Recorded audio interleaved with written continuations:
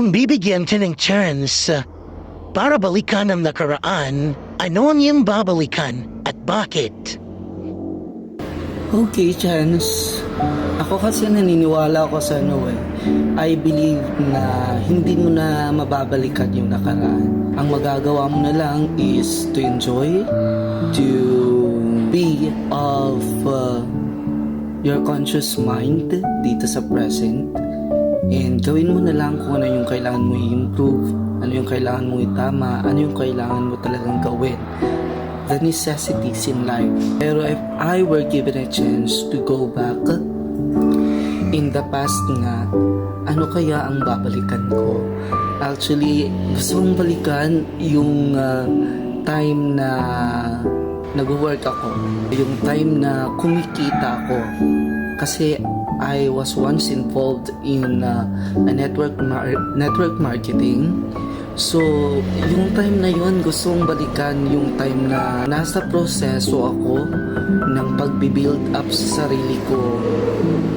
And parang, alam mo kasi that time, to cease to believe pa ako Tsaka yung mga pag-iipon na yan, pagsisave, parang I just did it very minimal. Yung kumbaga hindi siya seryoso, pero gusto kong balikan yung time na yun. Gusto kong mag-ipon ng mag-ipon, mag-ipon ng mag-ipon. Alam mo yun, siguro kung ginawa ko yun, yung resignation ko na maaga, mas maaga pa siguro. Kasi it's in my veins talaga to have businesses.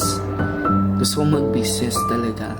Kaya kung bibigyan ako ng pagkakataon to go back in the past, gusto ko yun, yung mag-ipon ng mag-ipon ng mag-ipon habang may pinagkakakitaan pa ako. I'm not saying na wala akong pinagkakakitaan ngayon, but I am all good in life now.